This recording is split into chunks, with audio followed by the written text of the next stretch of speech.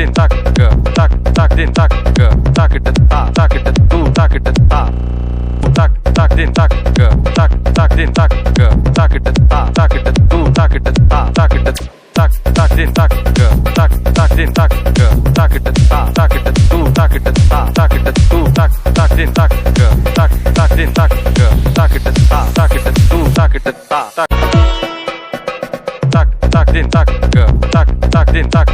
tak tak it tu tak it tak din tak din tak tak it start ചെയ്യാം. ശാന്തി ടീച്ചറിനെ നമുക്ക് welcome ചെയ്യുന്ന സെഷനിലേക്കാണ്. നമസ്തേ. ഇന്ന് നമ്മുടെ ക്ലാസ് എടുക്കാൻ വന്നിരിക്കുന്നത് ഒരു വലിയ വ്യക്തിത്വത്തിന്റെ ഉടമയായ നാം കേട്ടിട്ടുള്ളത് ശരിക്കും സ്റ്റുഡൻസ് കൗൺസിലർ എന്നുള്ള ഒരു പേര് മാത്രമേ നമുക്കറിയത്തുള്ളൂ. അതൊന്നും അല്ല, അതിനേക്കാളൊക്കെ ഒരുപാട് മുകളിലാണ് ശാന്തി ടീച്ചർ എന്നത് നമ്മൾ ശ്രദ്ധയപ്പെടുത്തുകയാണ് ഞാൻ. അതായത് 22 വർഷമായിട്ട് മോണ്ടിസോറി ടീച്ചറായിട്ട് പ്രവർത്തിച്ചിരുന്ന മഹത് വ്യക്തിത്വമാണ്. ഒപ്പം തന്നെ നമ്മൾ വിചാരിച്ചതിനേക്കാൾ കൂടുതൽ Bharat scout and guide anti ഡ്രഗ്സിലെ ഗൈഡ് ക്യാപ്റ്റനായിട്ട്, അതായത് യോദ്ധാവ് എന്നൊരു അതിന്റെ പേരല്ല ടീച്ചറെ, അതിന് ക്യാപ്റ്റനായിട്ട് പ്രവർത്തിച്ചിട്ടുണ്ട്. കൂടാതെ സൂയിസൈഡ് പ്രിവെൻഷൻ ബോർഡായ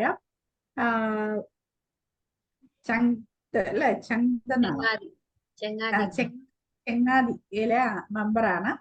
പിന്നെ നമ്മൾ വിചാരിച്ച ആ സുന്ദരി മുഖം എന്ന് പറയുന്നത് ഒരു ഡാൻസറുടെ മുഖമാണെന്ന് നമ്മൾ ഇപ്പോഴാണ് തെളിഞ്ഞ് വന്നിരിക്കുന്നത്.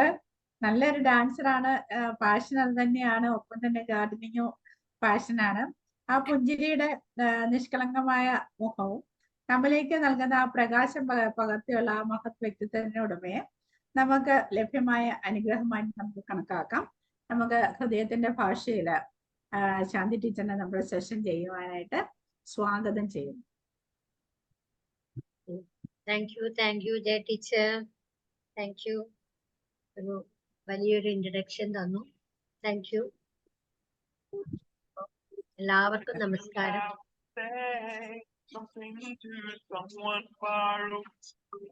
ഞാൻ ശാന്തി, പാലക്കാടാണ് സ്ഥലം. ജയ ടീച്ചർ ഒരുപാട് കാര്യങ്ങളൊക്കെ പറഞ്ഞു. എന്തായാലും വളരെ എൻകറേജ് ചെയ്യുന്ന രീതിയിലുള്ള സൂപ്പർ ഇൻട്രഡക്ഷൻ ആയിരുന്നു. ഒരിക്കൽ കൂടെ നന്ദി പറയുന്നു. എല്ലാവരും ഒന്ന് ക്ലാപ്പ് ചെയ്യാം. ജയ ടീച്ചർക്ക് നല്ലൊരു ക്ലാപ്പ് കൊടുക്കാം. ഒരിക്കൽ കൂടി എല്ലാവരോടും സ്നേഹം പങ്കുവെച്ചുകൊള്ളു. ഞാൻ തുടങ്ങാൻ പോവാണ്. ഓക്കെ, എല്ലാവരുടെയും സമ്മതത്തോടു കൂടി നമുക്ക് നമ്മുടെ ടോപ്പിക്കിലേക്ക് കടക്കുകയാണ്. ടൈം ഏതാണ്ട് 8:06. ടോപ്പിക്കും ടൈം മാനേജ്മെന്റ് ആണ്. കറക്റ്റ് ആയിട്ട് ടൈമിന് സ്റ്റാർട്ട് ചെയ്യണം എന്ന് നമ്മുടെ ഓമന ടീച്ചർ എപ്പോഴും പറയാറുണ്ട്. എന്നാലും ഇന്ന് 8:06 എല്ലാത്തിനും അതിൻ്റെതായ സമയമുണ്ട് ദാസ എന്ന് നമ്മൾ ഇടയ്ക്കിടയ്ക്ക് കേട്ടുകൊണ്ടിരിക്കുന്ന ഒരു കാര്യമാണ് അല്ലെ. എപ്പോഴാണ് ആ സമയം? ആരെങ്കിലും ചിന്തിച്ചിട്ടുണ്ടോ? ഒരു ആപ്റ്റ് ടൈം. അതെ, ആ ആപ്റ്റ് ടൈം എന്നുള്ളത് അത് എപ്പോഴാണ്? അത് നമ്മളാണ് തീരുമാനിക്കേണ്ടത്. ടൈം എന്ന് പറയുന്നത് ഒരു വണ്ടിയാണ്, അതിലെ ഡ്രൈവറാണ് നമ്മൾ. അതെങ്ങനെ ഓടിക്കണം, എപ്പോ ഓടിക്കണം എന്നുള്ളത് ഡ്രൈവറുടെ കയ്യിലാണ്. അപ്പോഴേ നമ്മൾ അതില് സക്സസ് ആവുള്ളൂ എന്നുള്ളതാണ് പറയുന്നത്. ഏത് വഴിയിലൂടെ ഓടിച്ചാലും ഒരു ദിവസത്തിൽ എത്ര അവേഴ്സ് ഉണ്ട്? 24. 1440 മിനിറ്റ് വൺ ഡേ. അതിൽ ആർക്കെങ്കിലും ഒരു സെക്കൻഡെങ്കിലും കൂടുതൽ കിട്ടുന്നുണ്ടോ? ഏതെങ്കിലും പ്രധാനമന്ത്രിക്ക് കൂടുതൽ കിട്ടുന്നുണ്ടോ എന്നൊക്കെ എല്ലാവർക്കും സംശയം തോന്നും. അതാണ് അദ്ദേഹത്തിന്റെ ആ ഷെഡ്യൂളിങ്. പിന്നെ അവരെങ്കിലും പേടിച്ചിട്ട് സമയം കൂടുതൽ അങ്ങ് കൊടുക്കുമെന്ന്. അങ്ങനെ ആർക്കും എക്സ്ട്രാ സെക്കൻഡ് ടൈം ഒന്നുമില്ല അല്ലെ. നമ്മള് ഈ 24 hours ആണ് എനിക്കും എന്റെ മുന്നിലിരിക്കുന്ന എല്ലാവർക്കും, നമ്മുടെ ചുറ്റുമുള്ള എല്ലാവർക്കും ഉള്ളത്. പക്ഷെ അത് എങ്ങനെ നമ്മൾ വിനിയോഗിക്കുന്നു എന്നുള്ളതിലാണ് അതിന്റെ സക്സസ് കിടക്കുന്നത്. ഒളിഞ്ഞിരിക്കുന്ന കുറച്ച് കാര്യങ്ങളുണ്ട്. അതാണ് നമ്മൾ ഇന്നിവിടെ പങ്കുവെക്കാൻ പോകുന്നത്. ഓക്കെ, ഒരു നിമിഷം എല്ലാവരും ഒന്ന് കണ്ണടയ്ക്കാൻ പോകും. കണ്ണടച്ചിട്ട് ഇന്ന് രാവിലെ എണീറ്റിട്ട് ഇത്രയും നേരത്തിൽ എന്തൊക്കെ ചെയ്തു എന്നൊന്ന് ആലോചിച്ചു.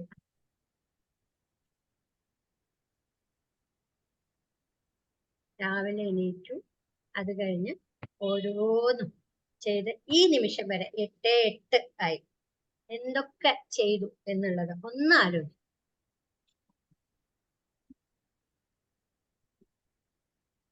ഏതാണ്ട് കുറെയൊക്കെ ആലോചിക്കാൻ സമയം കിട്ടിയിട്ടുണ്ടാവും എന്ന് വിചാരിക്കുന്നു. അതില് ഇത്രയും സമയം വേണ്ടായിരുന്നു എന്ന് തോന്നിയിട്ടുണ്ടോ? ഓപ്പൺ ചെയ്യാട്ടോ കണ്ണ്. ഇത്രയും സമയം വേണ്ടായിരുന്നു എന്ന് തോന്നിയിട്ടുണ്ടോ? അല്ലെങ്കിൽ ഇത് പോരായിരുന്നു, കുറച്ചുകൂടി കാര്യങ്ങൾ ചെയ്യായിരുന്നു, നമ്മൾ വേണ്ട പോലെ കുറച്ചുകൂടെ കാര്യങ്ങൾ ചെയ്യായിരുന്നു എന്ന് തോന്നിയിട്ടുണ്ട്. Very good, very good. വേറെ ആർക്കെങ്കിലും കൂടുതലായിരുന്നു എന്നുള്ള വല്ലതും തോന്നിയിരുന്നോ? ഇത്ര വേണ്ടായിരുന്നു, കൂടുതലുമില്ല, കുറവുമില്ല. കുറവുമില്ല. ഓക്കെ, അപ്പൊ സാറ്റിസ്ഫൈഡ് ആണ്. അളക്കാൻ സാധിക്കാത്തതും അളവില്ലാത്തതുമായ കാലത്തെ അളക്കാൻ ശ്രമിക്കുന്നതാണ് സമയം എന്ന് പറയപ്പെടുന്നു. ഞാൻ ഒന്നുകൂടി റിപ്പീറ്റ് ചെയ്യാം. അളക്കാൻ സാധിക്കാത്തതും അളവില്ലാത്തതും ആയ കാലത്തെ അളക്കാൻ ശ്രമിക്കുന്നതാണ് സമയം എന്നാണ് പറയപ്പെടുന്നത്. ടു മോസ്റ്റ് പവർഫുൾ വാരിയേഴ്സ് ആണ് പേഷ്യൻസും ടൈമും. ഇത് രണ്ടും നമുക്ക് അത്യാവശ്യമുണ്ട്, അല്ലെ? നമ്മുടെ പവർഫുൾ വാരിയർ ആണ് ടൈം. ഞാൻ പലപ്പോഴും പറയും സമയമില്ല, ഒന്നിനും സമയമില്ല, അല്ലെങ്കിൽ പറയും സമയം കിട്ടിയില്ല. സ്കൂളിലുണ്ടല്ലോ, ഞങ്ങൾക്കൊക്കെ, എനിക്ക് ക്ലാസ് ചാർജ് ഇല്ല, അതുകൊണ്ട് കുട്ടികളും ലേറ്റായി വരുന്നവരെ പിടിച്ചു നിർത്തുന്ന ഒരു ഡ്യൂട്ടി ഉണ്ട്. മിക്കവാറും ഒരു 10-12 കുട്ടികൾ അവിടെ സ്ഥിരം നിൽക്കുന്നുണ്ട്. എന്താണ് ചോദിച്ചു കഴിഞ്ഞാൽ, അത് സെക്കൻഡ് സ്റ്റാൻഡേർഡിലെ കുട്ടികൾ ഉണ്ടാവാറുണ്ട്. ഒരു 5th താഴെയുള്ള കുട്ടികൾ, ഒരു 6 കുട്ടികൾ സ്ഥിരമുണ്ട്. അതുപോലെ തന്നെ വലിയ കുട്ടികൾ. അപ്പൊ ഇവരോടൊക്കെ ചോദിക്കുമ്പോൾ വീട്ടിൽ നിന്ന് അമ്മ കറക്റ്റായിട്ട് സാധനങ്ങൾ ഉണ്ടാക്കി കൊടുത്തിട്ടില്ല, അല്ലെങ്കിൽ എന്താണ്, അച്ഛൻ ടൈമിന് എത്തിച്ചില്ല, അച്ഛൻ കിടന്ന് ഉറങ്ങുമായിരുന്നു, അല്ലെങ്കിൽ അച്ഛൻ പേപ്പർ വായിച്ചുകൊണ്ടിരിക്കുകയായിരുന്നു, സമയത്ത് എത്തിച്ചില്ല, ആ പോവാന്ന് പറഞ്ഞാൽ അവിടെ ഇരിക്കുകയായിരുന്നു എന്നുള്ള കംപ്ലൈന്റുകളാണ് നമ്മൾ കേൾക്കുന്നത്. അപ്പൊ യഥാർത്ഥത്തിൽ ആ കൊച്ചു കുഞ്ഞുങ്ങളല്ല അതിൽ ഉത്തരവാദി. ചൊട്ടയിലെ ശീലം ചുടല വരെ എന്നാണ്. നമ്മൾ കുട്ടിയാകുമ്പോ എന്തൊക്കെ പഠിച്ചു അതാണ് വലുതാകുമ്പോഴും, അല്ലെ? അങ്ങനെയല്ലേ? സമ്മതിക്കുന്നുണ്ടോ? അതെ അതെ അതെ. അപ്പൊ അതിന് നമ്മൾ ഓരോന്നിനും എന്ത് ചെയ്യണം എന്നുള്ളതാണ് നമ്മൾ നോക്കേണ്ടത്, അല്ലെ? അപ്പോ അതിനു മുമ്പ് ഞാൻ എന്റെ പവർ പോയിന്റ് ഒന്ന് ഷെയർ ചെയ്യാം.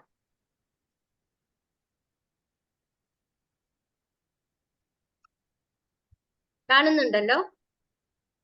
കാണുന്നില്ല. വരുന്നേ ഉള്ളൂ. കാണുന്നില്ലേ? വന്നില്ല, വരുന്നേ ഉള്ളൂ.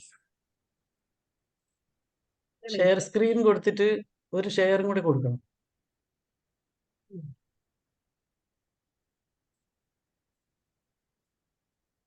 ഷെയർ സ്ക്രീൻ ഷെയർ സ്ക്രീൻ കൊടുത്തിട്ട് ഒരു സൈഡിൽ ഒരു ഷെയർ കാണും. ഓക്കെ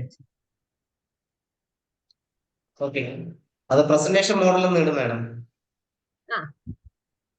ഇതില് നമ്മൾ ഓരോന്നും നമ്മളുടേതായ കാര്യങ്ങൾ രാവിലെ എണീറ്റ് കഴിഞ്ഞാൽ എന്തൊക്കെ അതിന് ഓരോ കാര്യങ്ങൾക്കും പ്രയോറിറ്റി അനുസരിച്ചിട്ട് ഷെഡ്യൂൾ ചെയ്യുക, പ്ലാൻ ചെയ്യുക, ഓരോന്നും പ്ലാൻ ചെയ്യുക. അങ്ങനെ ചെയ്യാതെ ഇരുന്നത് കൊണ്ടാണ് ആ കുട്ടികൾക്ക് ഇങ്ങനെ ലേറ്റ് ആയിട്ട് സ്കൂളിലേക്ക് വരേണ്ടി വന്നത്. പാരന്റ്സ് കറക്റ്റ് ആയിട്ട് അത് ഷെഡ്യൂൾ ചെയ്യാനുള്ള അവസരം അവര് ചെയ്തില്ല. എന്റെ അച്ഛൻ എങ്ങനെയായിരുന്നു എന്ന് വെച്ചാൽ, എന്റെ അച്ഛനും അമ്മയും ടീച്ചേഴ്സ് ആയിരുന്നു. അപ്പൊ അവരെങ്ങനെയായിരുന്നു എന്ന് വെച്ചാൽ എല്ലാറ്റിനും ചേർക്കും. ഡാൻസ് ആയാലും പാട്ടായാലും എന്ത് കാര്യമായാലും. വീട്ടിലെ അമ്മയാണെങ്കിൽ ഭയങ്കര സ്ട്രിക്റ്റാ. എല്ലാ പണികളും ചെയ്തതിന് ശേഷം, അത് എന്ത് എക്സാം ഉണ്ടെങ്കിലും ശരി, പണികൾ ചെയ്യാതെ വിടില്ല. ആ പണി ചെയ്തിട്ട് അതിന്റെ കൂടെ പഠിക്കുക, ഈ പ്രോഗ്രാമുകളോ എന്തൊക്കെ വേണമെങ്കിലും ചെയ്യുക. അതെന്തിനായിരുന്നു എന്നുള്ളത് ഇപ്പോഴാണ് നമുക്ക് മനസ്സിലാവുന്നത്. അത് വലിയ പ്രശസ്തിയിൽ പോവാനോ ഒന്നുമല്ല. എന്ത് കിട്ടിയാലും നമുക്ക് അത് മാനേജ് ചെയ്യാൻ പറ്റണം. ടൈം അനുസരിച്ചിട്ട് അത് മാനേജ് ചെയ്യാൻ നമുക്ക് പറ്റണം എന്നുള്ളതായിരുന്നു അച്ഛന്റെ ഉദ്ദേശം ഉണ്ടായിരുന്നത്. അന്നൊക്കെ ഞങ്ങൾ അച്ഛനോട് ദേഷ്യപ്പെടുമായിരുന്നു. എല്ലാറ്റിനും കൂടെ പറ്റില്ല എന്ന്. വീട്ടിലത്തെ പണി ചെയ്തില്ലെങ്കിൽ അമ്മ അതിന് ബഹളം വെക്കും. അത് ചെയ്യാതെ വിടില്ല, ചെയ്തിട്ടില്ലെങ്കിൽ ഭക്ഷണം തരില്ല. അങ്ങനെ അത്രയും സ്ട്രിക്റ്റ് ആയിട്ട് കൊണ്ടുപോയിരുന്ന പാരന്റ്സ് ആണ് എനിക്ക് ഉണ്ടായിരുന്നത്. അത്രയും സ്ട്രിക്റ്റ് വേണം എന്നൊന്നും ഞാൻ പറയുന്നില്ല, എന്നാലും കുറച്ചൊക്കെ നമ്മൾ സ്ട്രിക്റ്റ് ആയിട്ട് നമ്മുടേതായ രീതിയിൽ കൊണ്ടുപോയപ്പോഴത്തെ കുട്ടികളോട് സ്ട്രിക്റ്റ് ആയിട്ട് പറഞ്ഞാൽ അത് അവിടെ നടക്കില്ല. അപ്പൊ പ്രയോറിറ്റി ചെയ്യുക, പ്രയോറിറ്റിക്ക് അനുസരിച്ചിട്ട് കാര്യങ്ങൾ ഷെഡ്യൂൾ ചെയ്യും. അതാണ് അതില് വരേണ്ട ഒരു കാര്യം എന്നുള്ളതാണ് എനിക്ക് പറയാനുള്ളത്. അതുപോലെ തന്നെ നമുക്കൊരു ഗോൾ ഉണ്ട്. കുട്ടികൾക്കൊക്കെ ആയാലും ഇപ്പോഴേ നമുക്കൊരു ഗോൾ സെറ്റിംഗ് കൊടുക്കണം. ഏതാണ്ട് ഇതിലുള്ളവരൊക്കെ അത് അച്ചീവ് ചെയ്യാവുന്ന ആ രീതിയിൽ ഇരിക്കുന്ന ആൾക്കാരാണ് എന്റെ മുന്നിൽ ഇരിക്കുന്നവരൊക്കെ. എന്നാലും നമ്മുടെ വരും തലമുറയ്ക്ക് ഗോൾ സെറ്റിംഗ് എങ്ങനെയാണ്, അതെങ്ങനെ ഷെഡ്യൂൾ ചെയ്യണം എന്നുള്ളതൊക്കെ നമ്മൾ വളരെ കറക്റ്റ് ആയിട്ട് പറഞ്ഞു കൊടുക്കേണ്ട ഒരു കാര്യമാണ്. അതുപോലെ പിന്നെ നമ്മൾ പറയുന്നത് സമയം എന്ന് പറയുന്നത്, ഇപ്പൊ നമ്മുടെ കുട്ടികളെയൊക്കെ നമ്മൾ എവിടെയെങ്കിലും കൊണ്ടുപോയാൽ അവര് പറയാം, അമ്മ ഞാൻ വരുന്നില്ല, ബോറടിക്കും അവിടെ പോയാൽ, അല്ലെ? അവരുടെ ഫ്രണ്ട്സിന്റെ അടുത്തൊക്കെ പോവാണെങ്കിലോ വളരെ ഹാപ്പിയാണ്, അവർക്ക് അവിടെ എൻജോയ് ചെയ്യാൻ പറ്റും. ടൈം സ്പെൻഡ് ചെയ്യാ പറയുന്നത്, എൻജോയ് ചെയ്യാ എന്ന് പറയുന്നത് എങ്ങനെയാണ്? നമ്മളുടെ ഇഷ്ടം അനുസരിച്ചിട്ടാണ്. കുട്ടികളായാലും നമ്മളായാലും അതെ. ഇപ്പൊ ഹസ്ബൻഡിന്റെ കൂടെ നമുക്ക് അറിയാത്ത ഒരാളുടെ അടുത്ത് പോവാ പറയുമ്പോ നമുക്ക് വലിയ താല്പര്യമില്ല, എന്നാലും സമാധാനത്തിന് വേണ്ടിയിട്ട് നമ്മൾ ഒപ്പം പോകും. അതേമാതിരി ഭാര്യയുടെ കൂടെ ഒപ്പം പോകണം എന്ന് പറഞ്ഞു കഴിഞ്ഞാല് എങ്ങനെയാണ്? ഈ ഭാര്യ പിണങ്ങണ്ട എന്ന് പറഞ്ഞിട്ട് ഒപ്പം പോകുന്ന ഭർത്താക്കന്മാരും ഉണ്ട്, അല്ലെ? ഒരു അഡ്ജസ്റ്റ്മെന്റിൽ പോകുന്നതാണ്. എന്നാൽ രണ്ടുപേരും കൂടെ ഒരുമിച്ച് പ്ലാൻ ചെയ്ത് ഷെഡ്യൂൾ ചെയ്ത് പോകുന്നതാണെങ്കിൽ വളരെയധികം എൻജോയ് ചെയ്യും ആ കാര്യങ്ങൾ, അല്ലെ? അതുപോലെ ഇപ്പൊ സാധാരണ പറയാണ്ട് ഒരു ഷോപ്പിങ്ങിനൊക്കെ പോയി കഴിഞ്ഞു കഴിഞ്ഞാല് ടൈം ഒരുപാട് എടുക്കണു. എന്നാൽ നമ്മൾ കറക്റ്റ് ആയിട്ട് എന്തൊക്കെ എടുക്കണം എന്നുള്ളതൊക്കെ പ്ലാൻ ചെയ്ത് പോയി കഴിഞ്ഞാൽ വളരെയധികം ആ ടൈം കറക്റ്റ് ആയിട്ട് മാനേജ് ചെയ്യാൻ പറ്റും. സ്കൂളിൽ ആനുവൽ ഡേ ഒക്കെ വരും, ആനുവൽ ഡേ വരാറുണ്ട്, അതേമാതിരി കോൺവെക്കേഷൻ വരാറുണ്ട്. അങ്ങനെയൊക്കെ പ്രോഗ്രാമുകൾ വരുമ്പോ സ്കൂളിലത്തെ കാര്യം ഞാൻ എടുത്തു പറയണം. ഞാൻ സ്കൂളിൽ വർക്ക് ചെയ്യുന്നത് കൊണ്ടാണ്. ഒരു പബ്ലിക് പ്ലേസിലായാലും ഒരു പ്രോഗ്രാം ഉണ്ടാവുമ്പോ എങ്ങനെയാണ് സ്പീച്ച് വന്നു കഴിഞ്ഞാൽ അവിടെ ഒരു 10-30 ഗസ്റ്റുകൾ ഇരിക്കുന്നുണ്ടാവും, കാര്യങ്ങൾ ഓരോന്ന് പറയാനും ഇതിനൊക്കെ ആയിട്ട്, അല്ലെ? ഓരോരുത്തരുടെയും ഫെസിലിറ്റേഷൻ ഉണ്ടാവും അവിടെ. സ്പെൻഡ് ചെയ്യല്ല, ടൈം നമ്മൾ സ്പെൻഡ് ചെയ്യാതെ ഇൻവെസ്റ്റ് ചെയ്യും. Invest the time. Time spend ചെയ്യാ പറഞ്ഞു കഴിഞ്ഞാൽ അത് ചെലവഴിക്കുകയാണ്, അല്ലെ? ടൈം ഇൻവെസ്റ്റ് ചെയ്യുക എന്നാണ് നമ്മൾ പറയേണ്ടത്. എപ്പോഴും ആ വാക്കാണ് നമ്മൾ കൂടുതലും വരും തലമുറയ്ക്ക് പറഞ്ഞു കൊടുക്കേണ്ടത്. ആ ഇൻവെസ്റ്റ് എന്നുള്ള ആ വേർഡും കൂടെ അവരുടെ മൈൻഡിൽ കിടക്കും. Invest the time. I invest my time in the studies. സ്റ്റഡീസിൽ ഇൻവെസ്റ്റ് ചെയ്തു, അപ്പൊ പഠിക്കുമ്പോ എന്താണ് കിട്ടുന്നത്? അതിൻ്റെതായ ഗുണം കിട്ടും. അങ്ങനെ ഓരോ വർക്കിലും ഇൻവെസ്റ്റ് ചെയ്യാനാണ് നമ്മൾ പറഞ്ഞു കൊടുക്കേണ്ടത് എന്നുള്ളതാണ് അഭിപ്രായം. ആർക്കെങ്കിലും എതിരഭിപ്രായം ഉണ്ടോ?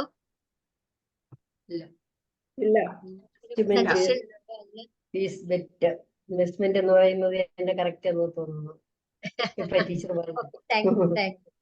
അപ്പോ ഇനി ഈ ഇൻവെസ്റ്റ് ചെയ്യാ എന്ന് പറഞ്ഞു, അത് എങ്ങനെ, അതൊക്കെ ചെയ്താൽ ഇങ്ങനെ ഇൻവെസ്റ്റ് ചെയ്ത് കഴിഞ്ഞാൽ, ഓരോ കാര്യത്തിൽ ഇൻവെസ്റ്റ് ചെയ്ത് കഴിഞ്ഞാൽ നമുക്ക് എന്ത് ഗുണങ്ങളാണ് കിട്ടുന്നതെന്ന് നമുക്കൊന്ന് ഡിസ്കസ് ചെയ്യാം. ആർക്കെങ്കിലും ഒക്കെ പല അഭിപ്രായങ്ങളും ഉണ്ടാവും, ഒന്ന് പറഞ്ഞാൽ നന്നായിരുന്നു. ഓമന ടീച്ചർ അല്ലെങ്കിൽ ജയ ടീച്ചർ? ഭാവിയിലേക്ക് വിനിയോഗിക്കാൻ വേണ്ടിയിട്ട് ഉള്ള കരുതലായിട്ട് കണക്കാക്കാം. ശരിയാണ്, ഭാവിയിലേക്ക് നല്ല ശക്തരായിട്ട് മാറ്റിയെടുക്കുന്നത്, നല്ല കരുത്തരായിട്ട് മാറ്റിയെടുക്കുക. പ്രദീപ് സാർ, സാറിന്റെ കൊച്ചു കുട്ടികൾക്ക് എങ്ങനെയാണ് അത് പറഞ്ഞു കൊടുക്കാറുള്ളത്? ടൈം നല്ല രീതിയിൽ ഉപയോഗിക്കാനായിട്ട് പറയാറുണ്ട്, പക്ഷെ പല കാരണങ്ങൾ കൊണ്ട് അവര് അത് ശീലിക്കാറില്ല, ടൈം ബൗണ്ട് ആയിട്ട് കാര്യങ്ങൾ ചെയ്യാറില്ല. ഓ ഓക്കെ ഓക്കെ, അത് ചെയ്യും. നമ്മൾ ആദ്യം പറഞ്ഞു പ്രദീപ് പക്ഷേ സാറ് പറഞ്ഞാൽ ടൈം ബൗണ്ട് ആയിട്ട് മാത്രം കാര്യം ചെയ്ത് കാണിക്കണം. അതെ അതെ അതെ പറഞ്ഞാൽ മാത്രം പോരാ, നമ്മൾ ചെയ്ത് കാണിക്കണം.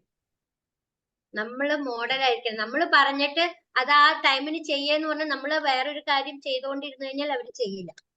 നമ്മളും അതുപോലെ ഒരുപോലെ ആണ്, നമ്മൾ അത് അങ്ങനെയാണ് ചെയ്യുന്നത് എന്നുള്ളത് കണ്ട് അവർ പഠിക്കണം. നമ്മൾ വാക്കാ പറഞ്ഞാൽ പോരാ, നമ്മളുടെ ജീവിത രീതിയും ടൈം മാനേജ്മെന്റിൽ കറക്റ്റ് ആയിരിക്കണം. സ്കൂളില് പല ടീച്ചേഴ്സും ലേറ്റ് ആയിട്ടേ വരുള്ളൂ, എന്നും ലേറ്റ് ആയിട്ട് വരും. പ്രിൻസിപ്പലിനെ കണ്ടു കഴിഞ്ഞാൽ അപ്പുറത്തൂടെ പോകും. എന്നിട്ട് രജിസ്റ്റർ കിട്ടാൻ വേണ്ടിയിട്ട് അവരെ എങ്ങനെയെങ്കിലും ഒക്കെ വഴി കാണിക്കും. മാഡം അവിടെ മുന്നിൽ നിൽക്കണ്ടോ നോക്കിക്കൊണ്ടാണ് ഓടി വരിക. എന്നാൽ അവർക്ക് വലിയ കാര്യമൊന്നുമില്ല, എന്തിനാ നേരത്തെ വരുന്നതെന്നുള്ളതാണ് അവർ ചോദ്യം. ചിലവര് അല്ലാതെ ന്യായമായ കാര്യമാണ്. പ്രിൻസിപ്പളിനെ കാണാതെ അപ്പുറത്തൂടി ഇപ്പുറത്തൂടി ഓടി നടന്നാൽ അവർക്ക് അതൊരു രസമാണ്. എന്നാലും ഒരു 5 മിനിറ്റ് നേരത്തെ വരിക എന്നുള്ള ഒരു പ്ലാൻ ഇല്ല. ചിലർ അങ്ങനെയാണ്. അതെന്തുകൊണ്ടാണ്? കുട്ടിക്കാലത്തെ ശീലിക്കാത്തതിന്റെ ഒരു കുഴപ്പം. അപ്പൊ ഇനിയും നമ്മൾ വൈകിട്ടില്ല, നമുക്ക് ഇനിയും ടൈം ഉണ്ട്. ടൈം ഇങ്ങനെ നമ്മളുടെ മുന്നിൽ ഇഷ്ടംമാതിരി ടൈം ഉണ്ടെന്ന് വിചാരിച്ച് നമ്മൾ അതിനെ വിനിയോഗിക്കുക, ഷെഡ്യൂൾ ചെയ്യുക എന്നുള്ളതാണ് പറയേണ്ടത്. Invest the time properly both professionally and personally എന്നാണ് പറയുന്നത്. നമ്മുടെ പേഴ്സണൽ കാര്യങ്ങളിലും വീട്ടിൽ നിന്ന് തുടങ്ങിയാലേ അത് പുറത്തും അതുപോലെ വിനിയോഗിക്കാൻ പറ്റുള്ളൂ. വൈകി വരുന്ന ട്രെയിന് അല്ലെങ്കിൽ വൈകി വരുന്നത് അത് മാത്രം നമ്മൾ കാണിച്ചു കൊടുക്കരുത്. കറക്റ്റ് ആയിട്ട് വരുന്ന വണ്ടികൾ ഇഷ്ടംമാതിരി ഉണ്ട്, ആ വണ്ടികളെ നമ്മൾ ആദ്യം എക്സാമ്പിൾ ആക്കി കാണിച്ചു കൊടുക്കാൻ നമുക്ക് ശ്രമിക്കാം, അല്ലെ? അതല്ലേ നല്ലത്. നമ്മുടെ ജീവിതത്തിൽ എപ്പോഴും വൈകി ഓടുന്ന കാര്യങ്ങളെ വിടാം, അതിങ്ങനെ ഓടിക്കൊണ്ടേയിരിക്കും. ചിലർക്ക് മൈക്ക് കിട്ടിക്കഴിഞ്ഞാൽ അവരത് വിടില്ല, അല്ലെ? അതിങ്ങനെ പറഞ്ഞുകൊണ്ടേയിരിക്കും ഓരോന്നും. അതെ, അവർക്ക് എത്ര സമയം വേണം എന്നുള്ളതൊന്നും അവര് ആലോചിക്കുകയേയില്ല.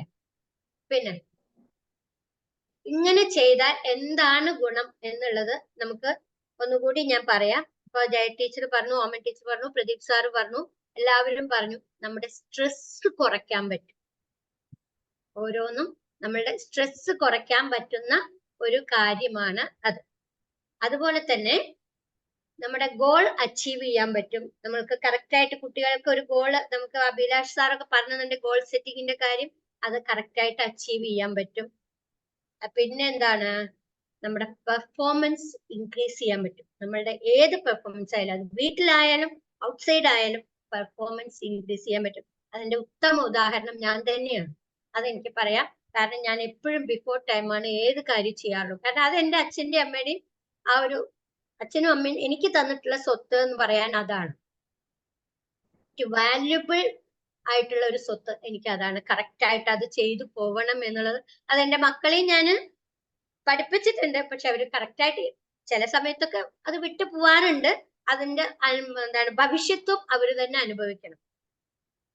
അങ്ങനെ അനുഭവിക്കുമ്പോഴേ അവര് അത് മനസ്സിലാക്കി തിരുത്താൻ ശ്രമിക്കുള്ളൂ. തെറ്റുകൾ അപ്പപ്പോ ഉൾക്കൊണ്ട് തിരുത്താൻ ശ്രമിക്കണം. Time is like a river.